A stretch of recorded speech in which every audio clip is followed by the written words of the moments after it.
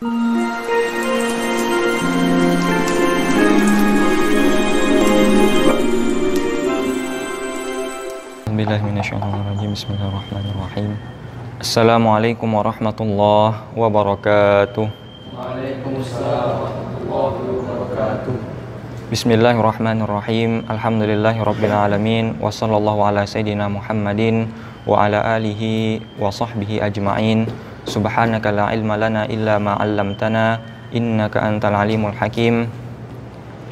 Amma ba'du. Bismillahirrahmanirrahim. Nawaitu ta'alluma wa ta'lima wa tadzakkura wa tadhkira wan naf'a wal intifa'a wal ifadata wal istifadata wal hatha 'ala tamassuki bi kitabillahi wa sunnati rasulih wa du'a 'alal huda wa dalalata 'alal khair ibtigha'a wajhillahi wa mardatihi wa qurbihi wa thawabihi subhanahu wa ta'ala. Baiklah, pada pertemuan kali ini kita akan lanjutkan pembahasan mengenai rukun puasa. Kembali kita ulangi bahwasanya rukun puasa itu merupakan esensi dari puasa itu sendiri. Artinya ketika orang bertanya apa itu puasa, ya rukun puasa inilah yang disebut dengan puasa. Ketika terpenuhi semua rukun puasa ini, maka seseorang disebut dengan puasa, ya, seperti itu. Oke. Kemarin kita sudah bahas bahwasanya rukun puasa maksudnya di sini adalah rukun puasa baik itu wajib maupun sunnah, ya, rukun puasa wajib maupun sunnah. Rukun puasa sendiri ada tiga, ya, ada tiga rukun puasa, ya, yang akan kita bahas, ya. Di sebagian kitab cuma ada dua, cuman nanti kita akan tambahkan yang satu, apa itu dan bagaimana itu, ya. Oke. Yang pertama rukun puasa adalah niat, ya, niat. Kemarin kita sudah bahas bahwasanya niat itu adalah qasdus syai'i muqtarinan bi fi'lihi, ya. Memaksudkan sesuatu di dalam hati untuk melakukan sebuah pekerjaan dan diiringi dengan pekerjaan tersebut. Nah, kalau tidak diiringi dengan pekerjaan tersebut disebut dengan azam, ya, bukan niat, ya. Jadi kalau beriringan dengan pekerjaannya dalam hati itu maka disebut niat, kalau tidak beriringan disebut dengan azam, ya. Niat itu punya 4 syarat, ya. Yang pertama, orang yang berniat harus beragama Islam. Yang kedua harus tamyiz. Yang ketiga harus mengetahui dengan yang diniatkan. Dan yang keempat tidak mendatangi hal-hal yang membatalkan niat. Fungsi dari niat adalah ada dua, ya. Yang pertama membedakan antara hal ibadah dengan hal kebiasaan, ya. Ibadah dengan adah. Ibadah dengan kebiasaan, contohnya seperti mandi, ya. Mandi itu ada mandi ibadah, ya, atau dalam bahasa itunya mandi wajib seperti itu, dan ada juga mandi adah, mandi kebiasaan, yaitu mandi setiap manusia ketika setiap hari setiap pagi misalnya seperti itu. Nah, kalau seandainya tidak ada niat, nanti ini diragukan, ya. Ini dia malam hari misalkan dia junub, pagi hari dia mandi tapi nggak ada niat, ya. Nanti ragu ini mandi kebiasaan atau mandi itu. Makanya diperlukan niat di situ, ya. Karena kalau tidak junub pun dia akan mandi di pagi hari seperti itu. Makanya butuh kepada niat supaya menentukan bahwasanya yang dia mandi saat itu adalah mandi ibadah, ya, bukan mandi adah. Fungsi yang kedua adalah membedakan antara satu ibadah dengan ibadah lainnya. Nah, seperti sholat zuhur dan sholat asar misalnya. Misalnya orang cuma saya sengaja sholat wajib. Nah, nanti akan ragu, ya, ini sholatnya sholat zuhur apa sholat asar seperti itu, karena keduanya sama-sama 4 rakaat, sama-sama sir, sama-sama di siang hari gitu. Nah, okelah kalau misalnya di waktunya mungkin, tapi bagi orang yang misalkan menjamak sholat, misalkan orang menjamak sholat hingga waktu asar, kalau jamak takhir, ya, jamak di waktu asar, sholat zuhur di waktu asar itu kan tidak dianjurkan, cuma disunahkan untuk memulai dengan sholat zuhur, tapi boleh memulai dengan sholat asar kan boleh. Nanti kalau dia memulai sholat asar tapi nggak dimulai dengan niat sholat asar, nanti kan orang ragu ini sholatnya zuhur apa asar gitu, makanya tidak sah nanti gitu. Makanya harus ada ta'yin nanti namanya gitu, untuk membedakan satu ibadah dengan ibadah yang lain seperti itu, ya. Dan tidak semua ibadah yang butuh kepada niat, ya. Kapan itu ibadah yang tidak butuh niat, ya? Ketika ibadah tersebut tidak ada keserupaan atau kemiripan dengan hal yang berkaitan dengan kebiasaan. Contohnya seperti beriman kepada Allah, ya. Orang bersifat khauf, roja, ya, membaca Al-Quran dan berzikir itu tidak perlu untuk berniat karena tidak ada kebiasaan yang seperti itu, ya. Artinya otomatis langsung lari ke ibadah, ya. Kecuali kalau membaca Al-Quran dan zikir itu menjadi nazar ya. Ada seseorang bernazar untuk membaca Al-Qur'an ataupun berzikir. Maka untuk menggugurkan nazarnya itu ya dia harus berniat untuk ketika melakukan perbuatan membaca Al-Qur'an atau zikirnya ya. Tapi kalau tidak ada nazar maka langsung baca Quran langsung dinilai ibadah, langsung zikir langsung dinilai ibadah, seperti itu. Dan penting ya sifat jazam atau sifat pasti dalam niat ya. Apa maksudnya ya? Tidak boleh berniat tanggung-tanggung atau ragu-ragu ya. Sengaja saya berpuasa esok hari kalau saya tidak safar ya. Saya berpuasa esok hari kalau saya safar. Artinya kalau dia safar dia nggak puasa, kalau safar dia puasa. Nah, itu tidak bisa, tidak sah niat seperti itu. Niat harus pasti. Saya puasa besok ya puasa. Mau safar nggak safar dia harus puasa ya. Harus niat puasa sempurna seperti itu ya. Itu namanya jazam, harus pasti ya. Tidak boleh ada hal-hal yang dikaitkan dengan puasa niat tersebut ya, seperti itu. Bahkan ada beberapa hal yang hanya dengan berniat itu sudah mendapatkan pahala ya. Artinya tanpa harus misalnya tidak ada waktu, kita sudah berniat untuk melakukan sebuah kebaikan ya, sebagaimana dalam hadis kemarin bahwasanya ketika seseorang berniat untuk melakukan sebuah kebaikan akan tetapi tidak sempat untuk melakukannya karena sesuatu hal, maka atasnya sudah ditulis satu kebaikan ya. Nah, tapi kalau dia berniat untuk melakukan sebuah kebaikan ya, dan sempat dia melakukannya, setelah dilakukan perbuatan tersebut setelah niat itu, maka dibalasi atasnya 10 hingga 700 kali lipat kebaikan. Nah, kebalikannya bagi orang yang berniat berbuat keburukan tapi tidak sempat ya, tidak sempat melakukannya ya, hanya niat, apakah sudah ditulis sesuatu? Belum ditulis apa-apa ya. Dan ketika sempat melakukannya setelah berniat buruk, maka dia dibalasi cuma satu keburukan ya, dianggap cuma satu keburukan, seperti itu. Itu sifat penyayangnya Allah ya. Itu sifat penyayang, bukan sifat adil ya. Jadi adil itu lawannya penyayang ya. Allah kalau orang sayang nggak adil. Adil nggak ketika satu kebaikan dibalas 10, tapi satu keburukan dibalas 1? Adil nggak? Itu nggak adil, tapi sayang ya. Ya, kalau bagi sifat Allah, adil itu lawannya sayang ya. Adil itu lawannya sayang. Bolehkah Allah bersifat adil? Boleh. Bolehkah Allah bersifat lawannya? Boleh ya. Ketika Allah boleh bersifat ini dan boleh bersifat lawannya, namanya sifat jaiz. Ketika ada sifat yang tidak boleh Allah berlawanan dengan sifat tersebut, namanya sifat wajib ya. Jadi apakah ada yang mengatakan bahwasanya membatasi sifat Allah hanya 20? Tidak ada ya. Tidak ada ceritanya sifat Allah cuma 20 ya. Yang 20 namanya sifat apa? Sifat wajib. Kalau 20 sifat ini tidak ada, berlaku kebalikannya pasti. Nah, makanya lawan dari sifat wajib adalah sifat mustahil. Nah, sifat mustahil pasti lawan dari sifat wajib ini semuanya. Makanya sifat wajib 20, sifat mustahil 20. Nah, lah bagaimana dengan sifat lainnya? Masuk ke sifat jaiz ya. Allah boleh bersifat adil ya. Artinya 1:1 ya, 1 kena 1 gitu sebenarnya. Boleh? Boleh. Kalau Allah tidak bersifat adil boleh? Boleh, lawannya berarti Allah bersifat penyayang ya. Kalau dalam ilmu Allah tidak adil itu lawan adil itu lawannya penyayang ya, berbeda dengan manusia ya. Apakah Allah punya sifat pemberi azab?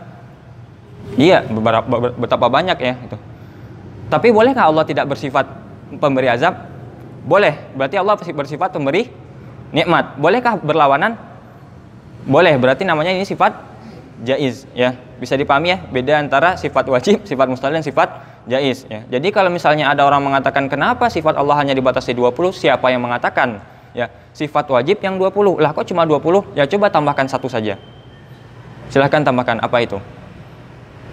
Nah, kita semuanya berarti kenapa sifat cuma 20 yang wajib, terus 20 yang mustahil, terus nanti yang jaiz kan banyak ya, bebas kan? Fi'lu kulli mumkinin au tarkuhu ya, mengerjakan sesuatu yang memungkinkan atau meninggalkannya. Nah, itu sifat jaiz namanya.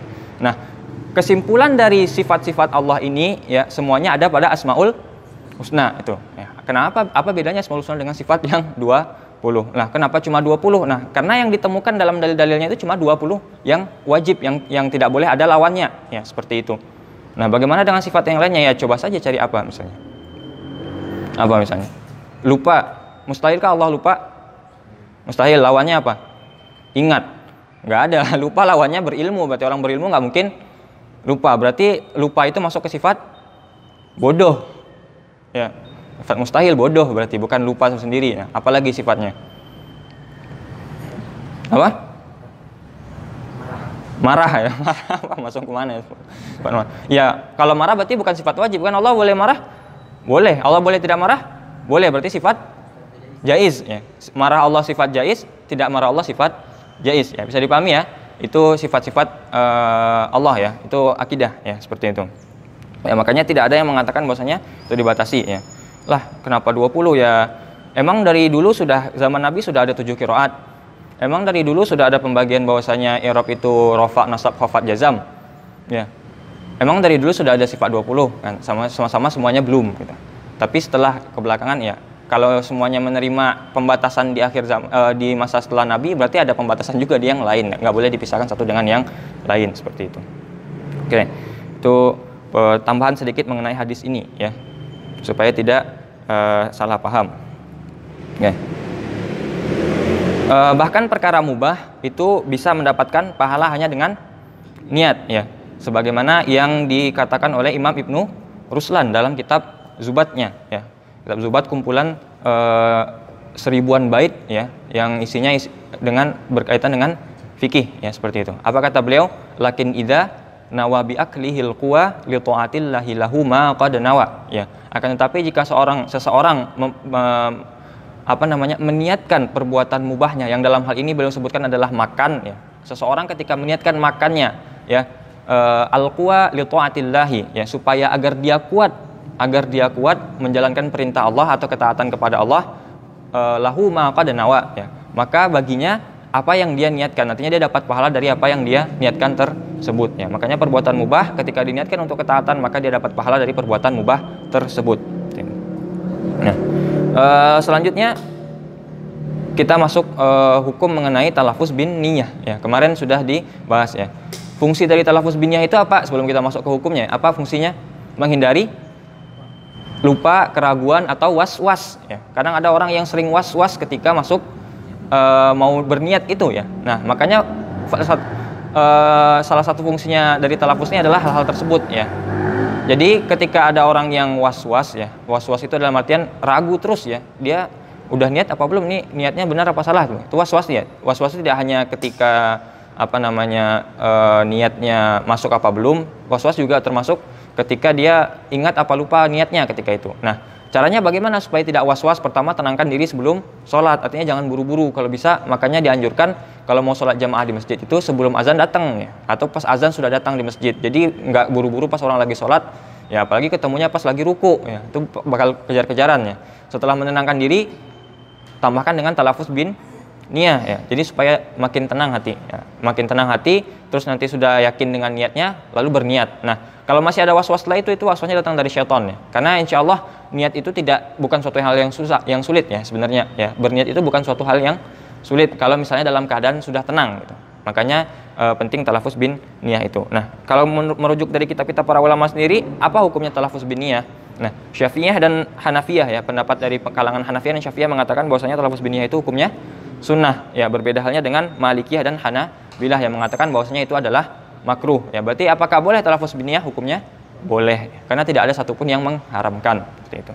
Bahkan yang mendekati haram cuma paling makruh ya. Makruh pun juga berarti masih boleh dikerjakan. Seperti itu. Ya. Ketika kita membahas perkara niat ya, kalau kita baca di kitab-kitab Syafi'iyah, maka itu akan dimasukkan dalam bab rukun puasa. Berbeda dengan 3 mazhab yang lain ya. Dalam mazhab Hanafiyah, Malikiyah dan Hanabilah, niat itu termasuk ke dalam syarat sah puasa ya, seperti itu. Ya.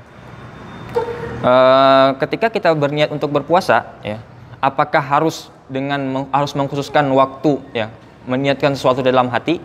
Tidak ya. Ada beberapa hal yang bisa saja dianggap sebagai sebuah niat ya. Contohnya ketika seseorang sengaja sahur ya, seseorang sengaja untuk sahur, tujuannya apa? Untuk supaya kuat di siang hari menahan puasa. Nah, maka ketika itu sahurnya langsung dianggap sebagai niat. Nah, artinya apakah dia misalnya dia lupa setelah itu niat ya, dia sahur. Kenapa dia sahur? Karena supaya siang hari bisa puasa. biar kuat puasa. Habis itu dia nggak niat lagi. Azan, apakah dia dianggap sudah berniat? Sudah. Ya. Begitupun ketika seseorang dalam keadaan atau sedang minum, tujuan minum adalah untuk supaya tidak haus di siang hari. Ya. Atau orang yang menghentikan makan atau mencukupkan makan beberapa menit menjelang subuh, khawatir nanti azan subuh, seperti itu. Itu sudah dianggap sebagai niat. Jadi tidak mesti harus istiqlal istilahnya, atau khusus kita harus niat nawaitu shauma ghadin, itu tidak perlu ya, seperti itu. Atau boleh tidak masalah ya. Tapi kalau kita lupa tapi sudah melakukan hal-hal lain yang tadi kita sebutkan, maka itu sudah disebut dengan niat. Bukan berarti kita tidak puasa hari itu karena tidak berniat, seperti itu. Nah,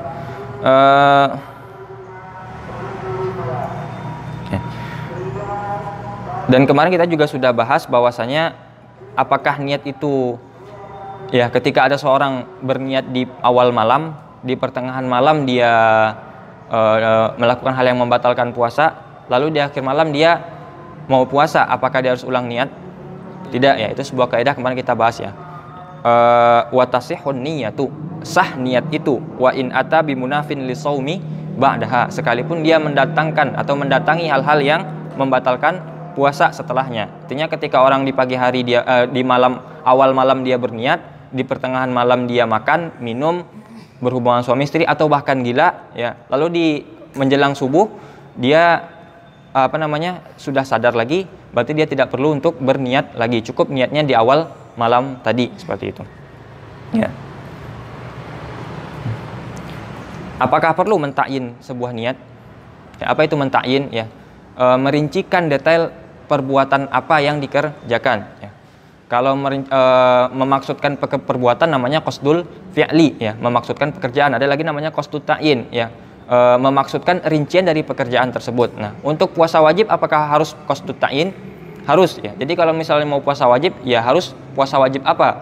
Puasa Ramadan kah? Puasa qadha kah? Puasa kafarah kah? Atau puasa nazar ya. Harus disebutkan dalam niatnya itu ya. Jadi tidak bisa langsung niat puasa saja. Saya niat puasa wajib, tidak, harus ada tambahannya. Puasa wajib apa ya? Nazar kah? Itu atau segala macam. Nah, kalau puasa sunnah bagaimana? Untuk puasa sunnah ada dua pendapat. Pendapat pertama mengatakan harus ta'yin ya, harus ta'yin. Harus ta'yin berarti ketika dikatakan harus ta'yin, otomatis ketika dia melakukan puasa sunnah ya harus dijelaskan puasa sunnahnya puasa sunnah apa?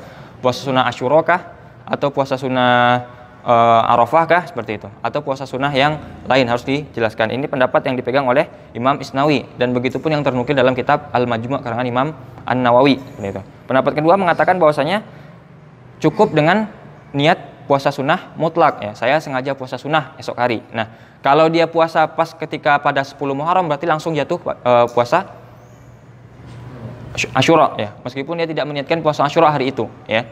Atau misalkan dia niat puasa mutlak besoknya, dia cukup puasa sunnah mutlak. Saya puasa sunnah mutlak atau saya berniat puasa sunnah esok hari, dan ternyata besok dia puasa itu pada tanggal 9 Zulhijjah, berarti jatuh langsung otomatis dia dianggap berpuasa Arafah ya, tanpa harus mendetailkan atau mentakyin niatnya, seperti itu. Inilah yang pendapat dipegang oleh Imam Ibnu Hajar selain dalam kitab Tuhfah, begitu pun dengan pendapat Imam Ar-Ramli dan Imam Khatib Asy-Syirbini, seperti itu.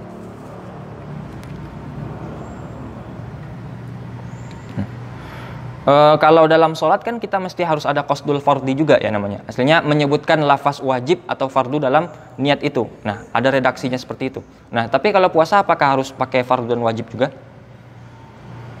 Niat puasa harus ada fardu dan wajib apa tidak? Tidak harus ya. Tidak perlu ada fardhu lillahi ta'ala atau ada ifardi syahri Ramadan, tidak perlu ya. Kenapa? Karena tidak ada ibadah lain yang menyerupai dengan ibadah puasa Ramadan ya. Hasilnya bukan puasanya banyak yang serupa, tapi tidak ada yang serupa dengan puasa Ramadan, seperti itu. Tidak ada puasa sebulan penuh lainnya selain bulan Ramadan yang wajib, seperti itu ya. Makanya tidak perlu ada qasdul fardhi lagi. Misalnya kalau di bulan Ramadan puasa pasti otomatis itu puasa Ramadan ya. Wajib, nggak mungkin puasa sunnah Ramadan, seperti itu. Berarti tidak wajib dalam niat puasa Ramadan itu melafazkan atau membuat redaksi fardu atau wajib itu ya. Tidak harus. Nah, apakah setiap malam kita harus berniat atau cukup satu niat untuk selama Ramadan? Ada dua pendapat ya. Untuk kalangan jumhur ya, di sini artinya dalam hal ini adalah Hanafiyah, lalu Syafi'iyah dan Hanabilah mengatakan bahwasanya satu niat itu hanya untuk satu malam. Jadi ketika ada seorang berniat 1 bulan penuh, dia tetap dihitung 1 malam. Berbeda dengan halnya dengan pendapat Imam Malik. Nah, kalau dia berniat 1 hari, berarti dia dapatnya 1 hari. Ya, tapi kalau dia berniat untuk 1 bulan, apakah boleh? Boleh. Berarti besok dia tidak perlu berniat lagi. Makanya dianjurkan ketika pada hari pertama, ya, pertama hari puasa atau pada hari pertama puasa bagi seseorang yang di awal puasa haid, ya.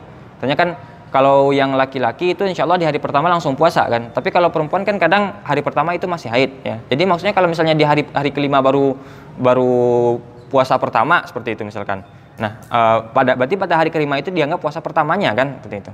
Nah, puasa pertama artinya puasa pertama memang di hari pertama atau di hari lain yang memang dia mulai puasa di hari itu, ya. Begitupun dengan orang-orang yang tidak wajib atasnya puasa di hari-hari sebelumnya, tapi di hari ke-6 jadi wajib misalkan gara-gara ada beberapa hal. Nah, berarti di hari ke-6 itu adalah hari pertama puasanya. Nah, dianjurkan untuk berniat 2 kali. Yang pertama niat untuk 1 bulan penuh mengikut kepada Imam Malik, ya, itu pasti perlu dilafazkan, ya, nawaitu shauma ghadin an adai syahri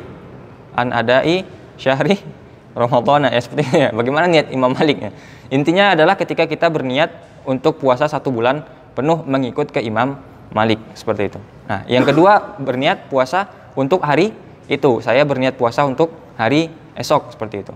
Dan hari kedua dan selanjutnya cukup dengan hari esok, puasa esok hari. Nah, tujuannya apa untuk 2 puasa ini? Nanti kalau seandainya di pertengahan puasa ada yang lupa dia niat, ya, memang lupa sama sekali, ya, tidak sahur, tidak minum, tidak menahan diri, dan juga tidak berniat, ya. Nah, nanti kan repot tuh, ya.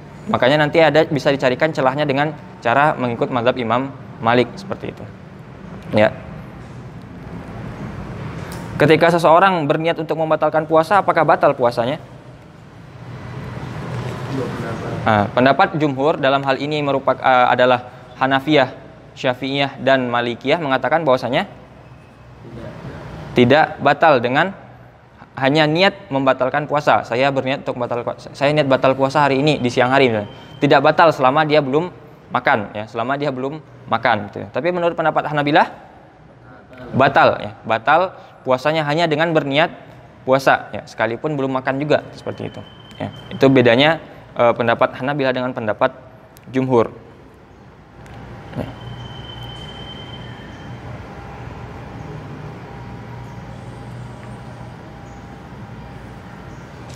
Nah, kemarin kita juga sudah bahas mengenai redaksi niat, ya. Jadi apakah niat itu punya redaksi khusus?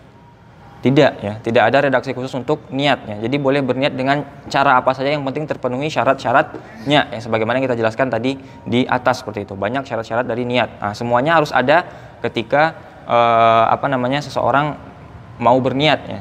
Nah, cuman kan repotnya begini, ya. Ada orang yang nggak paham mengenai syarat-syarat niat, bagaimana niat yang benar itu segala macam. Nah, dia kan nggak paham, ya. Misalnya nanti dia akan bertanya, jadi niat puasa Ramadan itu kayak gimana gitu, atau niat sholat zuhur itu gimana. Nah, makanya ada beberapa ulama yang membuat redaksi niat, ya, bukan membuat tujuannya adalah memudahkan orang yang nggak paham ini, ya. Jadi misalnya dia bingung nanti niatnya bagaimana, dia akan menjadi mudah, ya. Jadi tinggal niatkan aja, lafazkan ini dalam hati seperti ini, ya, redaksi seperti ini, ya. Bagaimana redaksinya?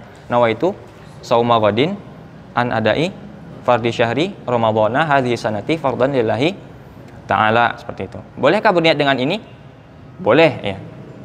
Bolehkah berniat tidak dengan ini? Ya boleh, ya. Silakan dengan niat apa saja, ya. Toh semua jenis redaksi niat juga tidak ada datang dari Rasulullah, seperti itu, ya. Niat dengan redaksi dia juga tidak datang dari Rasulullah, niat redaksi kita juga tidak datang dari Rasulullah. Yang penting masih masuk dalam dalil umum, ya. Dalil umumnya bagaimana? Ya syaratnya terpenuhi, ininya terpenuhi. Yang penting niat, ya udah, memasukkan dalam hati. Bagaimana redaksinya terserah, bebas, seperti itu, ya. Tuh. Begitupun dengan kebiasaan orang-orang di beberapa daerah, ya, atau di beberapa tempat, ya, di beberapa masjid, ya. Kadang setelah tarawih itu dia membaca niat bersama, ya. Itu tujuannya apa? Supaya nanti tidak lupa niat pas pagi hari, ya. Barangkali lupa atau barangkali nggak kebangun pas sahur, akhirnya langsung puasa dia. Jadi kan dia nggak niat, nggak puasa namanya. Tapi karena di malam hari niat, jadinya nggak perlu lagi. Nah, itu untuk membiasakan untuk berniat, ya, di malam hari. Tapi apakah semua niatnya akan diterima? Orang yang baca itu tidak, ya. Kapan talafuznya yang baca sama-sama itu niatnya diterima kapan? Kalau dia ketika melafazkan itu juga memasukkan di dalam hati. Tapi kalau tidak memasukkan di dalam hati, otomatis dia tidak dianggap niat sekalipun udah talafuz, ya seperti itu, ya. Bisa dipahami hal seperti itu, ya. Oke. Dan yang terakhir berkenaan dengan niat ini adalah, bolehkah kita menggabungkan dua puasa, ya? Dua puasa digabungkan jadi satu hari, boleh nggak? Atau dua niat digabungkan, ya? Dua niat sekaligus dalam satu hari, apakah boleh? Boleh apa tidak? Sabar dulu, ya. Harus bersabar, ya. Lihat dulu kondisinya, itu banyak macamnya, ya. Misalkan orang punya kewajiban puasa Ramadan, dia juga punya kewajiban puasa punya kewajiban qada Ramadan, dan juga punya kewajiban untuk puasa kafarat misalkan. Kan sama-sama wajib. Emang boleh digabung? Tidak boleh. Kalau hal itu, ya seperti itu, tidak boleh, gitu. Nah, makanya kita harus sabar dulu. Tidak semua yang semuanya boleh, tidak semua puasa boleh digabung, dan tidak semuanya juga yang tidak boleh digabung. Kita rincikan satu persatu, ya. Kemungkinan pertama itu adalah ketika menggabungkan puasa wajib dengan puasa wajib. Apakah boleh? Tidak boleh, ya. Kenapa? Karena hakikat puasa wajib itu, ya dia berpuasa penuh satu hari, ya. Jadi kalau dia punya dua kewajiban puasa yang berbeda, ya satu hari, karena masing-masing punya kewajiban satu disempurnakan, tidak boleh digabung-gabung seperti itu, ya. Artinya kalau dia punya kewajiban dua puasa wajib, maka otomatis masing-masing ya 2 hari, masing-masing 1 hari, berarti 2 hari dia nanti puasanya. Jadi bolehkah digabung puasa qada Ramadan dengan puasa kafarat atau dengan puasa nazar? Tidak boleh, harus satu ya, masing-masing 1 hari, gitu. 1 hari untuk puasa qada Ramadan dan 1 hari untuk puasa nazar atau puasa lainnya atau puasa kafarat. Jadi itu untuk puasa, menggabungkan niat puasa wajib dengan puasa wajib. Artinya cukup niat 1 aja, ya kalau untuk puasa wajib, ya. Dia punya kewajiban 2 yang berbeda, niatkan hanya boleh 1, tidak boleh langsung niat 2, atau tidak boleh langsung 2 hari untuk 1 puasa, ya. Itu untuk wajib dan wajib.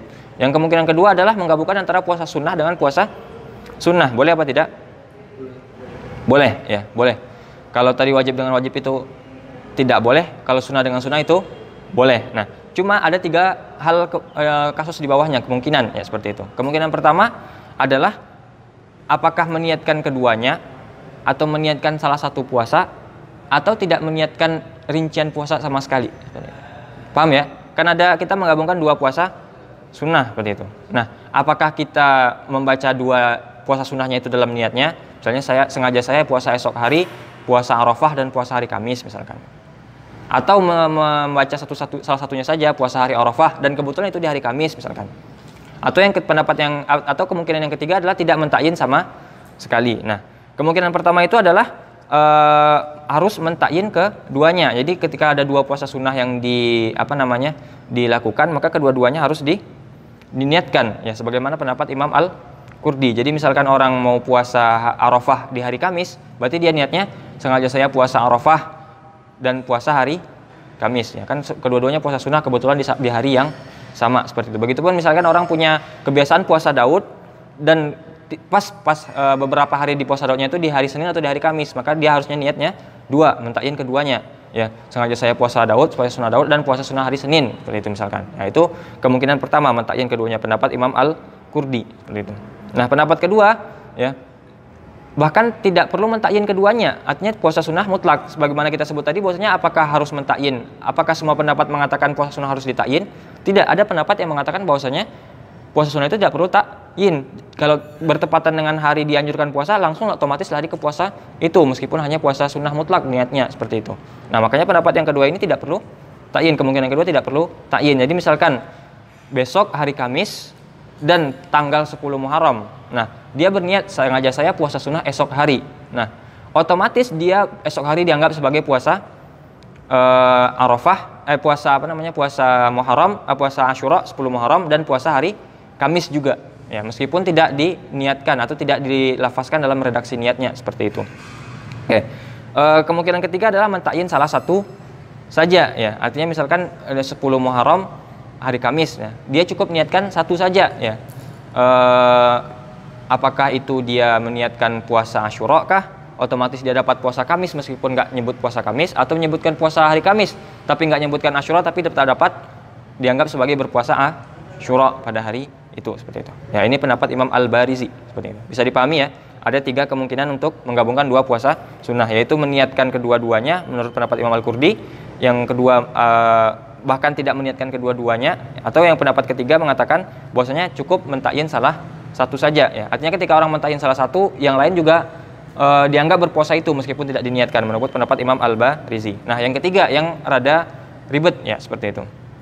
Yaitu apa hukumnya menggabungkan antara puasa wajib dan puasa sunnah ya. Tadi kalau wajib dengan wajib pasti tidak boleh. Kalau sunnah dengan sunnah otomatis boleh. Tapi kalau wajib dengan sunnah bagaimana? Ada rinciannya seperti itu. Nah, sebenarnya pembahasan menggabungkan dua puasa ini belum ditemukan satu pembahasan khusus semuanya lengkap dalam satu kitab ya. Jadi ini dari banyak sumber ini kita gabungkan jadi satu ya. Makanya ini pendapat Imam Qurtubi, pendapat ini karena memang sering kejadian tapi jarang menjadi perhatian seperti itu. Ya. Ada tiga kemungkinan ya, ada tiga kemungkinan atau tiga pendapat lah seperti itu yang berkaitan dengan menggabungkan puasa wajib dengan puasa sunnah ya. Pendapat pertama itu dia harus mentakyin keduanya kalau mau dapat keduanya ya. Jadi misalkan orang pada pada 6 bulan Syawal misalkan, di bulan Syawal ada puasa sunnah? Ada. Apa puasa sunnah di bulan Syawal? Puasa 6 hari di bulan Syawal. Dan pada hari itu dia juga masih punya utang qadha Ramadan, misalnya perempuan. Nah, jadi perempuan kan harus mengqadha ya. Dia mau mengqadha di bulan Syawal. Nah, supaya dia dianggap berpuasa 6 juga, dia harus selain niat qadha harus naik niat Syawal juga ya, seperti itu. Ini pendapatnya Imam Ar-Ramli. Jadi misalkan dia di bulan Syawal dia berniat sengaja saya puasa wajib qadha Ramadan dan puasa sunnah 6 hari di bulan Syawal. Nah, seperti itu. Itu pendapat Imam Ar-Ramli seperti itu ya. Ya, takyin kedua-duanya, yang wajibnya juga, yang sunnahnya juga seperti itu. Kalau mau dapat yang sunnahnya ya. Kalau mau dapat yang wajibnya saja ya berarti wajibnya, kalau yang sunnahnya berarti qadhanya tidak dihitung gitu. Ya. Yang kemungkinan kedua, pendapat yang kedua ya.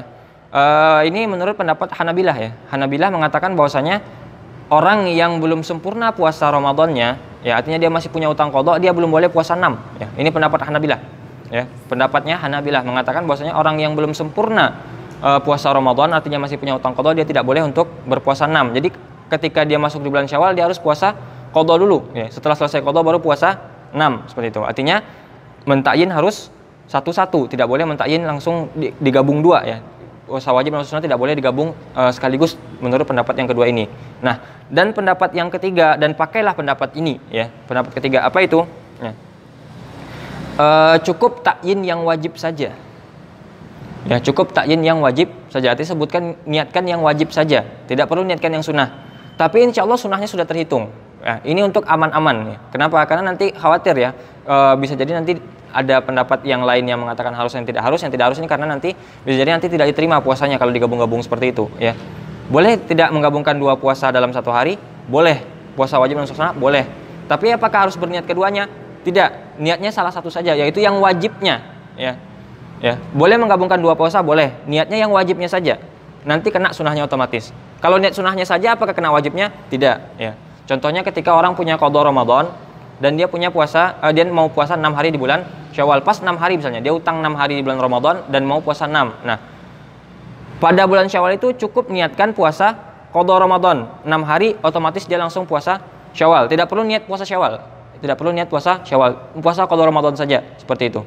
Ya, bisa dipahami ya. Jadi misalkan dia punya utang 3 hari dia niat puasa qadha Ramadan. Nah, tinggal berapa hari dia puasa Syawal? Tinggal 3 hari, seperti itu. Ya, bisa dipahami ya. Cukup yang wajibnya saja. Begitupun di hari lain, misalnya kita ingin mengqadha Ramadan di hari Kamis. Nah, cukup niatkan qadha Ramadan, otomatis dianggap puasa Kamis waktu itu, meskipun tidak diniatkan ya, dan tidak boleh diniatkan menurut pendapat yang ketiga ini ya. Bisa dipahami ya. Pakai pendapat yang ini. Ketika ingin menggabungkan puasa yang wajib dengan puasa yang sunnah, cukup niatkan puasa wajibnya saja. Insya Allah puasa sunnahnya ngikut. Tapi jangan diniatkan puasa sunnahnya ya. Jangan diniatkan puasa sunnahnya seperti itu. Nah, kenapa ada perbedaan pendapat seperti ini ya dari awal sampai akhir tadi ya? Karena ada yang mengatakan bahwasanya hakikat dari puasa sunnah itu adalah berpuasa pada hari yang dianjurkan, meskipun puasanya tidak puasa yang dianjurkan itu. Artinya mau puasa apapun terserah, yang penting pada hari itu puasa. Nah, puasa sunnah semuanya berkaitan dengan waktu semua. Coba lihat ya, kecuali puasa sunnah mutlak ya. Puasa sunnah yang berulang setiap tahun, berulang setiap bulan, setiap hari ya, setiap minggu ya, itu berkaitan dengan hari semua ya. Coba cari puasa sunnah yang tidak berkaitan dengan hari, tidak ada. Pasti pada hari tertentu semua ya. Puasa Senin Kamis ya, berarti hakikat puasa sunnah itu ya ada yang berpendapat bahwasanya yang penting di hari Senin dan hari Kamis itu puasa. Mau puasa apapun ya terserah. Ya. 10 Muharram, Asyura disunahkan puasa. Ya, disunahkan puasa pada 10 Muharram. Terserah mau puasa apa gitu. Itu hakikat puasa sunnah menurut pendapat ini. Dan ini sudah dipastikan, misalnya sudah kami pastikan dengan beberapa orang yang dianggap kompeten dalam bidang ini ya. Misalnya bagaimana dengan pendapat yang seperti ini? Memang pendapat seperti ini memang yang paling kuatnya seperti itu ya. Jadi inti hakikat dari yang sunnah itu adalah mengerjakan puasa pada hari itu ya. Terserah mau puasa apa gitu. Seperti itu. Jadi kalau misalnya orang mau puasa hari Kamis niat Daud ya otomatis dia niat Daud tapi dapat puasa Kamis ya seperti itu. Yang pada hari Kamis itu dia puasa, mau puasa apalah yang penting ya seperti itu. Mau puasa apa namanya? 10 Muharram, 10 Muharram seperti itu. Ya pokoknya 10 Muharram puasa, terserah mau puasa apa saja gitu. Ya, itu hakikat dari puasa seperti itu. Puasa sunnah ya, pembahasannya puasa sunnah. Itu berkenaan dengan rukun yang pertama. Kita masuk rukun yang kedua ya. Rukun yang kedua. Apa itu rukun yang kedua ya? Ada 2 redaksi sih sebenarnya ya dalam beberapa kitab ya. Redaksi pertama itu yang sering kita temukan, apa itu rukun puasa? Menahan diri dari segala hal yang membatalkan puasa sepanjang siang atau dari terbit matahari, terbit fajar ya, dari terbit fajar hingga terbenam matahari ya. Itu redaksi pertama, menahan diri atau dalam bahasa Arabnya imsak ya. Imsak ya. Kalau redaksi kedua ada lagi yang mengatakan, yang menuliskan dalam kitabnya itu meninggalkan ya, meninggalkan hal yang membatalkan puasa. Ini maksudnya sama meskipun lafaznya berbeda, hanya khilafun lafzi ya. Jadi nanti kalau ditemukan dalam kitab berbeda itu tidak masalah ya. Karena ini 2 hal yang serupa ya. Dalam satu kitab bisa jadi ditemukan imsakun anil mufattirat ya, menahan diri dari hal yang membatalkan, atau yang redaksi kedua meninggalkan hal yang membatalkan. Itu sama saja ya, sama saja maksudnya ya. Sama saja imsak ataupun tarku ya, atau imsakun anil mufattirat atau tarkul mufattirat ya. Nanti dalam beberapa kitab ada perbedaan seperti itu. Nah, apa saja yang membatalkan puasa nanti akan kita bahas di pembahasan yang membatalkan puasa. Cukup kita bahas yang penting rukun yang kedua adalah menahan diri dari hal yang membatalkan puasa sepanjang siang. Artinya dari sejak terbit matahari, sejak terbit fajar ya, bukan terbit matahari, terbit fajar hingga terbenam matahari. Nah, ada sedikit pembahasan yang perlu kita kaji bersama yaitu. Jadi apakah imsak dengan puasa itu sama? Sama nggak puasa dengan imsak? Persamaannya apa? Sama-sama menahan diri dari yang membatalkan puasa. Tapi apakah semua otomatis imsak itu puasa-puasa itu imsak? Artinya memang sama hakikat antara imsak dengan puasa itu? Tidak ya. Tidak. Nanti kita bahas ya. Jadi persamaan antara imsak dan puasa adalah sama-sama menahan, tapi ada perbedaannya. Nah, imsak apakah harus setelah fajar? Setelah subuh harus imsak ketika itu? Boleh nggak sebelumnya imsak? Boleh lah. Mau jam 2 imsak, artinya dari jam 2 itu menahan diri, boleh kan? Boleh kan? Ya boleh gitu. Tapi apakah jam 2 itu sudah dianggap puasa? Puasanya kapan? Setelah dari sejak azan subuh seperti itu. Ya, itu beda yang pertama ya antara imsak dengan itu. Jadi imsak itu waktunya boleh dari sebelum subuh, tapi kalau puasa itu pas ketika subuh. Nah, imsak apakah harus dengan niat? Tidak, orang menahan saja ya imsak namanya. Tapi kalau puasa dengan niat, ya artinya kalau orang menahan, misalnya contoh jam 4 kan sahur, ya 4:30 azan, orang nggak niat, tapi dia selama dari subuh sampai maghrib dia nggak makan atau tidak melakukan hal yang membatalkan puasa seperti itu misalkan. Nah, apakah dia dianggap puasa? Tidak, kenapa? Karena dia tidak berniat. Tapi apakah dia disebut dengan imsak? Imsak. Kenapa? Karena dia menahan diri dari membatalkan puasa ya. Jadi kalau kita bikin rumus ya, rumus seperti itulah kira-kira. Jadi puasa itu niat plus imsak ya. Jadi apakah semua puasa itu imsak? Ya, semua puasa pasti imsak. Tapi apakah semua imsak itu puasa? Tidak, ada imsak yang tidak puasa ya, seperti itu. Nah, kenapa dibahas yang seperti ini? Ya, karena nanti ada kasusnya kita harus imsak tapi tidak puasa. Ya, kemarin kita beberapa sudah kita sebutkan ya. Misalkan kita orang musafir yang berangkat dalam keadaan belum puasa ke daerah yang sudah puasa, itu kan harus imsak, tapi apakah dianggap puasa? Tidak. Makanya imsak dengan puasa itu berbeda ya. Jadi tolong diperhatikan ya. Imsak dengan puasa berbeda. Meskipun dalam secara bahasa artinya sama, tapi secara istilah itu berbeda ya. Ada beberapa orang yang wajib imsak tapi tidak dianggap puasa ya. Kapan itu? Yang pertama adalah ketika orang dalam keadaan salah atau keliru ya. Misalkan orang mengira, orang lagi makan sahur kan, dia mengira bahwasanya masih belum azan subuh. Ternyata pas dia makan itu ternyata udah subuh ya. Dia ngira karena hari gelap kan, mendung misalkan gitu. Dia makan akhirnya dia kira jam 4 gitu kan. Ternyata setelah dia keluar udah ada matahari, ternyata jam 7 sebenarnya. Nah, itu kan dia salah. Nah, apakah dia kan enggak niat itu dan dia makan, ya kan? Berarti apakah dia dibilang puasa? Tidak boleh puasa, tapi dia harus imsak. Wajib hukumnya bagi dia imsak karena dia salah tadi, ya. Tapi dia tidak dianggap puasa hari itu. Dia harus mengqadha nanti setelah Lebaran gitu ya. Itu imsak yang pertama ketika orang salah. Begitupun ketika orang mengira sudah buka, akhirnya dia buka puasa gitu kan. Ya, buka puasa. Ternyata setelah dia buka puasa dia tahu, oh, ternyata ini belum buka puasa, masih jam 5 sore gitu. Nah, jam 5 sore berarti kan jam 5 sore sekarang tuh. Karena dia ingat itu. Nah, jam 5 sore sampai berbuka dia tetap harus imsak, tapi sudah tidak dianggap puasa lagi. Artinya dia mengqadha setelah Lebaran. Ya, salah atau keliru ini beda dengan lupa ya. Beda dengan lupa. Jadi kalau misalnya orang lupa niat, ya nanti kasusnya beda lagi. Atau lupa sekarang jam berapa, itu beda lagi. Yang harus wajib imsak ini adalah ketika dia salah ya. Salah perkiraan seperti itu, bukan lupa ya. Salah beda dengan lupa. Oke. Apa kondisi kedua yang menyebabkan orang wajib imsak tapi tidak dianggap puasa? Adalah ketika orang yang membatalkan puasa tanpa ada uzur, sengaja dia. Misalkan siang hari kan, tanpa ada uzur apa-apa, jam 12 siang itu mumpung nggak ada orang nih, minum dia kan sengaja. Ketahuan sama orang kan, kamu nggak puasa. Ya gimana lagi dah gitu kan, namanya juga manusia gitu kan, seperti itu ya, namanya juga manusia seperti itu. Ya akhirnya dia batal puasanya kan, karena dia sengaja minum gitu. Nah, di sisa harinya apakah dia boleh makan dan minum karena dia sudah batal puasa? Tidak, dia harus tetap wajib imsak, tapi sudah tidak dianggap puasa lagi. Artinya pada puasa hari itu dia qadha setelah Ramadan ya. Itu dua kondisi di mana seseorang wajib imsak tapi tidak dianggap puasa. Nah, ada lagi 5 kondisi ya, setelah yang 2 tadi ada 5 kondisi orang dianjurkan untuk imsak tapi tidak dianggap puasa. Dianjurkan beda dengan wajib ya. Yang tadi 2 itu wajib, artinya tidak boleh tidak. Kalau yang ini boleh imsak, boleh tidak ya. Tapi dianjurkan untuk imsak, tapi tetap tidak dianggap sebagai puasa. Yang pertama adalah ketika seorang wanita yang dalam keadaan haid di awal malam ya, di awal malam dia di malam hari dia haid. Kan enggak puasa, kan enggak wajib baginya puasa gitu. Karena dia haid ya. Haid itu maksudnya apa syarat wajib yang tidak terpenuhi bagi dia? Apa syarat wajib yang tidak terpenuhi bagi orang yang haid yang menyebabkan dia tidak wajib puasa? Apa? Syarat wajib kemarin ada 5. Mana syarat wajib? Apa? Itoqah, mampu ya. Orang haid tidak mampu secara syariat ya. Itu. Nah, orang yang haid di malam hari kan tidak wajib atasnya puasa ya. Sampai ketika jam 12 siang suci dia. Maksudnya bersih, tidak ada darah keluar lagi. Nah, dianjurkan dari sejak itu sampai terbenam matahari tetap imsak, dianjurkan tapi tidak dianggap puasa seperti itu ya. Kasus kedua adalah ketika orang yang musafir sampai tujuannya ya. Orang yang musafir kan boleh tidak puasa ya, seperti itu ya. Apa syarat wajib yang hilang sehingga dia tidak wajib puasa? Apa?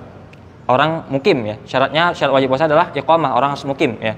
Seperti itu. Nah, ketika orang yang dalam keadaan safar, misalnya berangkat sebelum subuh berangkat, kan boleh tidak puasa, tidak wajib puasa. Tidak puasa dia jam 12 siang sampai di tujuan, seperti itu. Nah, ketika sampai tujuan itu dia harus imsak. Harus dianjurkan ya, bukan harus dianjurkan untuk imsak sekalipun tidak dianggap puasa, seperti itu ya. Kasus ketiga adalah ketika orang yang sakit sembuh. Orang yang sakit sembuh itu dianjurkan juga imsak, seperti itu. Nah, orang dari malam hari sakit kan tidak dianjurkan untuk puasa. Maksudnya tidak perlu niat puasa, tapi jam 12 siang dia sembuh, otomatis jam 12 siang itu dianjurkan untuk imsak meskipun tidak dianggap puasa. Nah, begitupun yang kasus keempat ketika anak kecil balik di siang hari ya. Kalau anak kecil pagi hari masih bocah kan, pagi subuh-subuh masih bocah, kan nggak wajib puasa kan, akhirnya dia nggak puasa gitu. Tahu-tahu jam 12 siang dia wajib puasa gara-gara balik ya. Entah karena dia mimpi basah kah atau apalah gitu penyebab dia balik seperti itu. Nah, ketika dia mulai balik sampai terbenam matahari dia harus imsak meskipun tidak dianggap sebagai puasa. Dan yang terakhir adalah ketika orang gila sembuh di siang hari. Jadi kalau misalnya sembuh siang hari, dia dari sejak sembuh itu dia harus dianjurkan untuk imsak tapi tidak dianggap puasa. Nah, itulah 5 hal yang dimana imsak dianjurkan tapi tidak dianggap sebagai puasa seperti itu. Makanya penting untuk membedakan antara imsak dengan puasa itu sendiri ya. Jadi puasa itu adalah imsak ditambah niat ya. Jadi kalau imsak nggak pakai niat itu imsak saja, bukan niat namanya. Ya. Bukan puasa namanya. Ya. Jadi semua puasa itu pasti imsak, tapi tidak semua imsak itu puasa. Ya. Tidak semua imsak itu puasa seperti itu. Oke. Di Indonesia sendiri ya kalimat imsak sedikit mengalami pergeseran ya. Apa itu imsak di Indonesia? Ya, tidak boleh makan 10 menit atau waktu 10 menit sebelum subuh ya, Ya, tujuannya apa? Supaya enggak kebablasan atau misalnya ketika masih makan udah azan gitu. Nah, sebenarnya itu anjurannya ada ya seperti itu. Jadi beberapa menit sebelum subuh itu sebelum azan itu memang dianjurkan untuk berhenti makan dan minum supaya enggak kebablasan tadi ya. Nah, cuman di Indonesia dinamakan dengan imsak ya. Sebenarnya dari segi penamaan itu tidak masalah ya, selagi orang paham ya maksudnya seperti itu. Ya karena nanti kan bahasa menjadi bahasa tersendiri jadinya. Nah, cuman kan mungkin lebih baik jadinya bahasanya yang sesuai seperti misalkan tanbih atau ihtiyat ya. Tanbih itu kan peringatan ya. Jadi peringatan 10 menit atau ihtiyat ya, hati-hati seperti itu. Nah, makanya itu lebih baik namanya. Tapi kalau menamakan imsak ya nggak masalah ya, karena sudah populer bahasa itu seperti kita. Ya di kita sudah populer bahasa imsak itu apa? 10 hari maksudnya. Tapi apakah imsak itu yang dimaksud dalam puasa? Kan tidak ya. Imsak itu kan maksudnya menahan diri sepanjang siang hari itu ya. Bahkan sebelumnya juga imsak juga namanya gitu kan. Jadi imsak itu adalah memulai puasanya gitu seperti itu ya. Seperti itu. Bahkan ada jadwal imsakiyah gitu kan, jadwal menahan gitu kan. Ya tidak masalah lah. Karena semua orang juga sudah paham kan. Orang sudah paham maksudnya jadwal imsakiyah itu apa gitu. Jadi tidak perlu ada yang dipermasalahkan lagi ya. Orang yang mengatakan bahwasanya penamaannya tidak cocok ya biar ya tidak apa-apa, kita terima. Ya makanya kita boleh disebut dengan tanbih atau ihtiyat juga. Kalau orang yang memakai dengan istilah imsak sehari-hari ya juga tidak masalah karena sudah dipahami bersama seperti itu. Itu berkenaan dengan rukun yang kedua yaitu imsak atau tark atau meninggalkan ya. Imsak anil mufattirat menahan diri dari hal yang membatalkan puasa selama siang hari sepanjang siang, atau dalam redaksi lain meninggalkan hal yang membatalkan puasa sepanjang siang ya. Ada dua redaksi tapi maksudnya sama, khilafun lafzi ya. Khilaf hanya pada masalah lafaznya saja. Nah, rukun yang ketiga adalah orang yang berpuasa ya. Kenapa orang yang berpuasa disebut dengan, masuk dalam rukun? Mungkin nggak puasa tapi nggak ada orang yang puasa? Nggak mungkin ya. Berarti niat dan imsak itu harus ada orangnya juga ya, makanya dimasuk ke dalam rukun ya. Nah, itu saja pembahasan ya. 3. Begitupun dalam pembahasan jual beli ya. Jual beli, rukun jual beli apa? Ada berapa rukun jual beli? Ada 6 ya. Apa saja rukun jual beli? Pertama, penjual. Penjualnya dulu dong. Kalau nggak ada penjualnya ya nggak bisa jual beli. Yang kedua, pembeli. Yang ketiga ada barang yang diperjualbelikan. Yang keempat ada harganya atau ada uangnya gitu untuk pengganti dari barang yang diperbeli. Yang kelima ada ijab, yang keenam ada qabul ya, ijab dari si pembeli si penjual, dan penerima harus mengqabulnya pembelinya seperti itu. Nah, mungkin nggak ada jual beli tapi nggak ada penjual dan pembeli.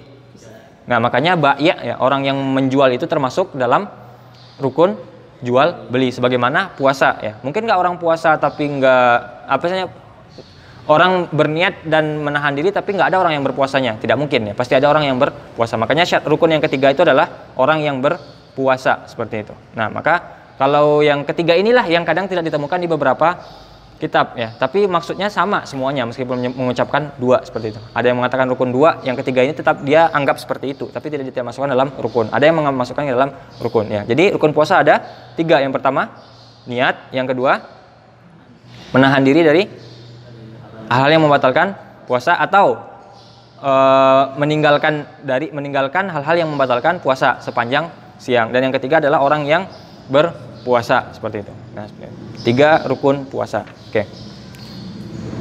Selanjutnya kita masuk ke syarat sah puasa ya. Artinya kalau kriteria ini ada baru seseorang dianggap sah puasanya. Kalau tidak ada kriteria ini maka tidak sah puasanya ya. Nah, ketika membahas perkara syarat sah puasa, maka yang dimaksud adalah syarat sah puasa apa? Semuanya, puasa wajib maupun puasa sunnah ya, karena kriterianya hampir sama, ada nanti satu yang membedakan. Oke. Syarat sah puasa itu ada berapa? Ada 4. 3 ya, 3 itu untuk Ramadan dan tidak Ramadan, dan yang satu nanti khusus untuk selain Ramadan. Ya, bisa dipahami ya. Syarat sah puasa ada berapa? Ada 4. Ya. 3 yang pertama itu untuk Ramadan dan tidak Ramadan. Dan yang satu ini khusus untuk tidak Ramadan ya, selain Ramadan berarti yang ini. Berarti Ramadan apakah disyaratkan yang keempat? Tidak gitu nanti ya. Apa syarat yang pertama ya? Syarat yang pertama itu adalah beragama Islam. Jadi kapan seorang itu wajib puasa? Ketika dia beragama Islam. Kapan seorang itu sah berpuasa? Ketika dia beragama Islam. Nah, di sini kena murtad ya. Jadi orang yang murtad apakah wajib puasa? Wajib. Tapi apakah sah puasanya? Tidak. Kenapa wajib yang puasa tapi tidak sah puasanya? Karena terpenuhi syarat wajib. Tapi terpenuhikah syarat syah? Tidak. Nah, seperti itu ya. Bisa dipahami ya? Seperti itu ya. Ya. Jadi syarat sah yang pertama adalah beragama Islam bil fi'li jami'an nahar ya. Apa maksudnya? Beragama Islam secara pasti ya, secara fi'il jami'an nahar ya. Sepanjang siang hari. Jadi dari sejak subuh sampai maghrib itu dia harus beragama Islam. Jadi kalau dia pindah agama di siang hari sah puasanya? Tidak, karena syaratnya beragama Islam sepanjang siang ya. Selama siang hari itu dia harus beragama Islam ya. Maka puasanya orang yang kafir atau puasanya orang murtad tidak sah karena tidak beragama Islam ya, saat itu. Meskipun bagi orang murtad itu wajib puasa seperti itu. Oke. Syarat yang kedua adalah berakal. Berakal atau dalam keadaan tamyiz seseorang itu ya. Tamyiz ya.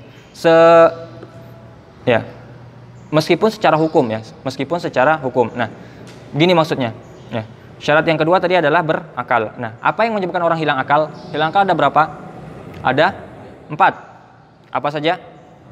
Tidur, pingsan, gila, dan mabuk. 4. Nah, apakah keempat-empatnya ini tidak sah puasanya ketika mereka berpuasa? Ya, 4 hal ini kan tidak berakal orang namanya. Ya, ketika tidur, ketika mabuk, ketika pingsan, dan ketika gila, itu kan tidak berakal. Tapi apakah ketika mereka berempat berpuasa otomatis tidak sah puasanya? Tidak semuanya. Ada yang sah puasanya, ada yang tidak sah puasanya. Contohnya yang sah apa? Orang tidur ya. Orang tidur tidak berakal. Tapi kalau dia tidur dari pagi sampai malam lagi ya, sampai buka puasa, dari sahur sampai buka puasa tidur, apakah sah puasanya? Sah puasanya. Karena dia tidur kan? Tidur kan tidak membuat puasa tidak terhitung itu kan ya. Makanya syaratnya berakal, tapi tidak semua. Walau hukman, meskipun secara hukum ya. Secara hukum kan dia orang yang tidur itu masih berakal, meskipun dia dianggap hilang akal ya. Orang tidur kan akalnya nggak berfungsi kan. Ya namanya orang tidur nggak pakai akalnya kan. Tapi masih berakalkah dia secara hukum? Masih dianggap berakal seperti itu. Ya. Kalau orang yang gila, orang gila misalnya dari pagi hari dia puasa, di siang hari dia gila. Nah, apakah dia sah puasanya? Ketika dia gila walaupun sebentar di siang hari dia tidak sah puasanya lagi ya. Ya, bisa dipahami ya. Orang yang dari awal sehat terus di siang hari dia gila, otomatis batal puasanya ya. Karena syaratnya itu adalah sepanjang hari harus dalam keadaan berakal ya. Jadi kalau misalnya di siang hari itu dalam keadaan gila langsung otomatis batal puasanya seperti itu. Nah, kalau orang yang pingsan dan orang yang mabuk bagaimana? Orang pingsan, orang mabuk bagaimana hukumnya? Apakah sah puasanya orang pingsan, orang mabuk? Ya. Misalnya ada orang pagi sahur, niat, azan, sholat, habis subuh dia pingsan. Ya, seperti itu. Apakah masih sah dia puasa? Atau mabuk misalkan. Dia makan apa nggak tahu, dia pas sahur, lalu dia azan subuh, sholat, habis sholat subuh dia tiba-tiba mabuk gitu kan. Apakah masih sah puasanya atau sahkah puasanya dia? Oke. Kalau orang yang pingsan dan orang yang mabuk itu ya, dalam keadaan pingsan dan mabuk ya, sepanjang siang maksudnya ya, maka dia tidak sah puasanya. Contohnya seperti ini. Habis sahur pingsan, belum subuh nih. Sahur, pingsan, subuh, atau sahur, mabuk, subuh. Nah, sadar dari mabuk dan pingsannya itu setelah berbuka puasa, setelah maghrib. Nah, dia udah niat nih, tapi apakah sah puasanya? Tidak ya, tidak sama misalnya. Misalnya dia niat nih, sahur kan, sudah makan sahur, niat nawaitu shauma ghadin. Setelah itu pingsan dia atau mabuk dia. Lalu azan subuh, dia baru sadar, terus azan maghrib, setelah maghrib baru dia sadar ya. Kadang kan gitu ya, orang dipaksa puasa jadinya mabuk dia kan gitu. Atau pingsan dia, aduh puasa pingsan gitu. Nah, ketika itu apakah sah puasanya? Tidak ya, tidak sah puasanya karena dia seharian tidak dalam keadaan berakal ya, seperti itu. Nah, tapi kalau dia sadar meskipun sebentar ya, meskipun sebentar, maka sah puasanya ya. Misalkan dari pagi dia kasusnya kan ada beberapa kemungkinan ya. Kemungkinan pertama itu pagi dia sahur lalu niat, setelah niat dia pingsan atau mabuk. Setelah itu azan subuh. Akhirnya dia kan dalam keadaan itu, tapi dia udah niat tadi kan? Tuh. Lalu jam 5 sore dia sadar dari mabuk atau dari pingsannya. Akhirnya dia menahan puasa sampai maghrib. Nah, setelah maghrib dia berbuka. Apakah dia sudah dianggap puasa? Atau sahkah puasanya? Sah ya, karena dia sadar meskipun sebentar ya. Begitupun ketika orang misalkan di awal puasa dia masih sadar ya, tapi jam 7 dia mabuk atau dia pingsan ya, bukan karena sebab yang aneh-aneh ya. Nah, lalu nanti jam 5 dia sadar lagi seperti itu. Nah, apakah dia sah puasanya hari itu? Sah ya, karena dia sadar meskipun sebentar gitu. Bisa dipahami ya kasusnya seperti itu. Nah, kalau orang yang tidur tadi jelas ya. Orang yang tidur itu sekalipun seharian dia tidur dari sejak sahur sampai dia maghrib tidur misalkan, sampai dia berbuka puasa tidur, apakah dia sah puasanya? Sah. Tapi kan dia nggak berakal. Iya nggak berakal, tapi dia dianggap berakal secara hukum atau masih dalam keadaan tamyiz kan secara hukum seperti itu. Ya artinya ketika dibangunkan dia masih bisa kan gitu.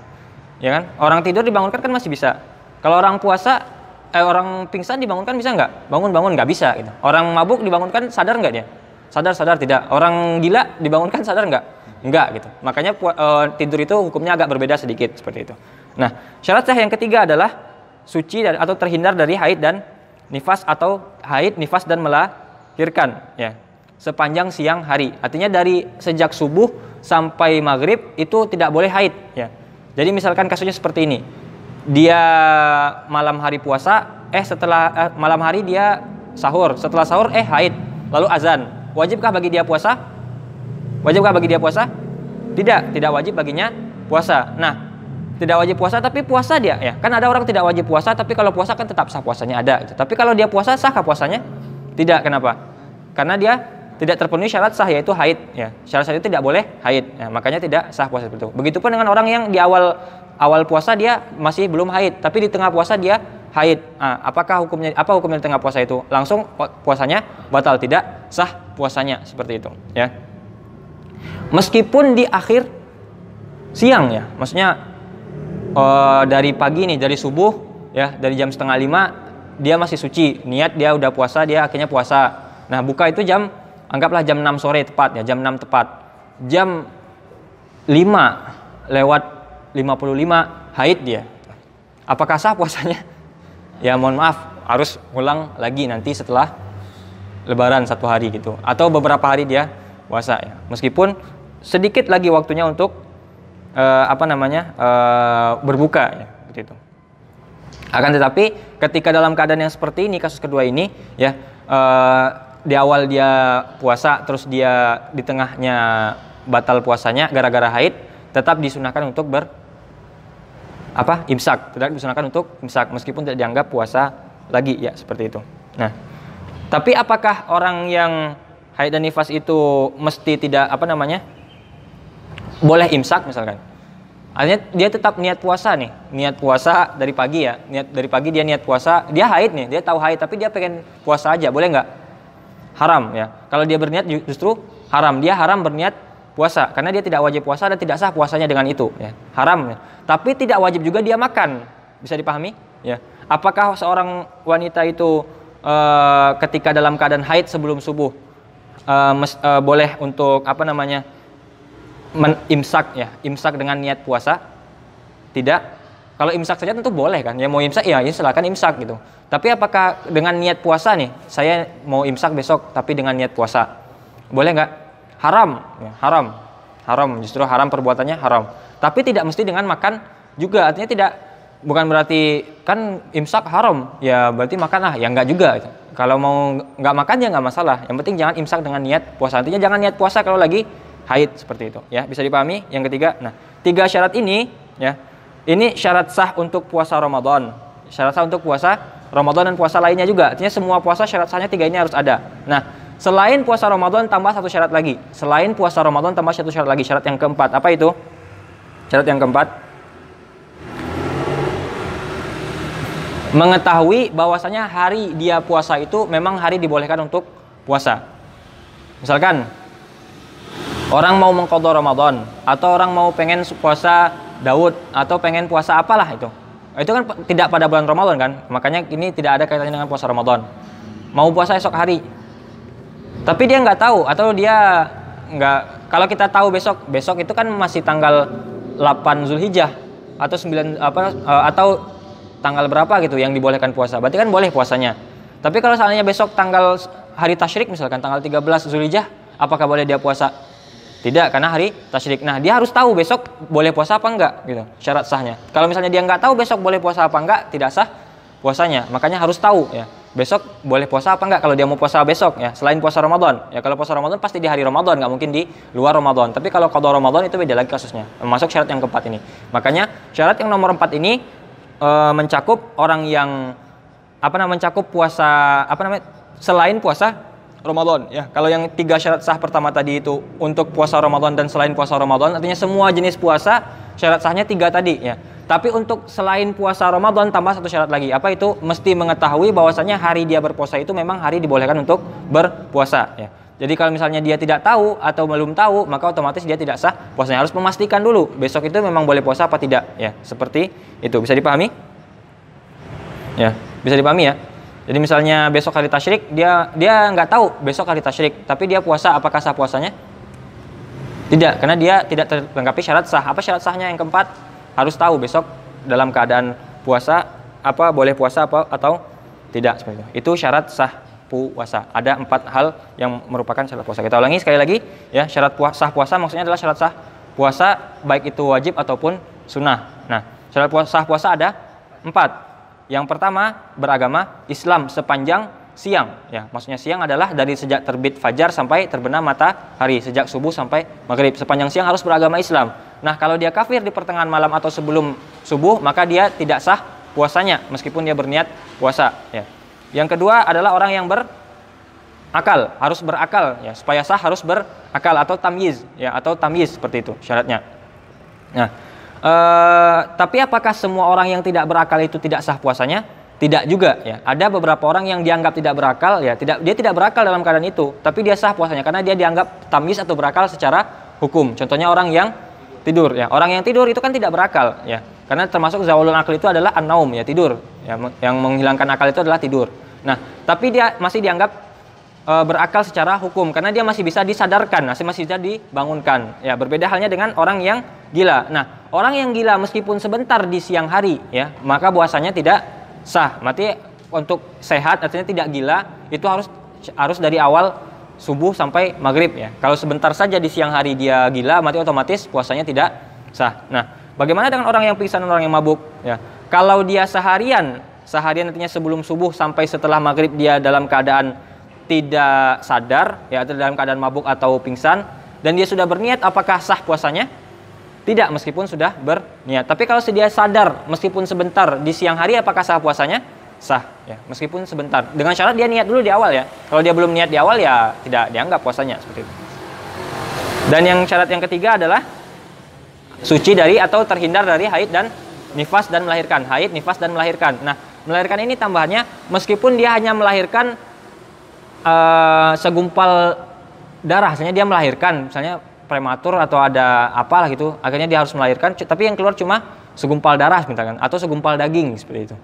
Tidak mesti bayi ya, artinya ada yang keluar dalam prosesi melahirkan itu, dia otomatis tidak sah puasanya seperti itu. Ya, harus terhindar dari haid, nifas dan melahirkan sepanjang siang. Artinya kalau dalam siang itu sebentar saja dia haid atau sebentar saja dia nifas atau dia melahirkan di siang hari, otomatis puasanya tidak sah pada hari itu. Nah, 3 syarat ini berlaku untuk semua puasa. Dan untuk puasa Ramadan, selain puasa Ramadan, ditambah syarat lagi yang keempat. Apa itu? Dia harus mengetahui bahwasanya hari dia berpuasa itu memang dibolehkan untuk puasa. Atau maksudnya dia tidak berpuasa pada hari yang diharamkan berpuasa. Mesti harus tahu. Ya, jadi kalau mau puasa besok, puasa sunnah, besok memang boleh puasa atau tidak ya, harus tahu kita, harus ada ilmunya. Misalnya kalau boleh ya puasa, kalau tidak ya tidak boleh puasa. Tidak boleh langsung puasa ya, harus tahu syarat sahnya seperti itu. Oke. Nah, bisa dipahami ya. Kita cukupkan sampai di sini pembahasan mengenai syarat sah puasa. Oke. Insyaallah besok kita lanjutkan ke sunnah puasa, sunnah puasa seperti itu. Rabbana anfa'na bima 'allamtana rabbi 'allimna alladhi yanfa'una rabbi faqihna wa faqih ahlana wa qarabatin lana fi dinina ma ahlil qutri unsa wa dzakar Rabbi waffiqna wa waffiqhum lima tartadi qawlan wa fi'lan karama warzuqil kulla halalan daima wa akhilla atqiya ulama nahdha bil khairi wa nukfa kulla syarr Rabbana wa aslih lana kulla syu'un wa akirna birridha minkal uyun waqdi anna rabbana kullad duyun qabla an ta'tiyana rusulul manun waghfir ustur anta akram man satar wa salatullahi tanshal mustafa man ilal haqqi da'ana wal wafa bi kitabin fihi linnasi shifa wa alal alil kirami syurafa wa alas sahbil masabihil ghurar Allahumma hdina bihudak waj'alna mimman yusari'u fi ridak wa la tuwallina waliyan siwak wa la taj'alna mimman khalafa amraka wa asak wa sallallahu ala sayyidina Muhammad wa ala alihi wa sahbihi wa sallam walhamdulillahi rabbil alamin fi kulli lahzatin abada adada khalqihi wa ridha nafsihi wa zinata arsyihi wa midada kalimatihi Ya Rabbana ta'arafna bi annana qtarafna wa annana asrafna ala ladha ashrafna fatub alaina tauba taksilu kulla hauba wastur lana lawrati wa aminir rawati waghfir li walidina rabbi wa mauludina wal ahli wal ikhwani wa sairil khillani wa kulli dhi mahabba aw jiratin aw sahba wal muslimina ajma amina rabbi isma' fadlan wajudan manna la biktisabin minna bil mustafa rasulin ahwa bi kulli suli salla wa sallam rabbi alaihi addal habbi wa alihi was sahbi aidada tasyis sahbi walhamdulil ilahi fil bada'i wat tanahi subhana rabbika rabbil izzati amma yasifun wa salamun alal mursalin walhamdulillahi rabbil alamin fi kulli lahzatin abada adada khalqihi wa ridha nafsihi wa zinata arsyihi wa midada kalimatih akhirul kalam wa billahi taufiq wal hidayah wa ridha wal inayah wassalamualaikum warahmatullahi wabarakatuh.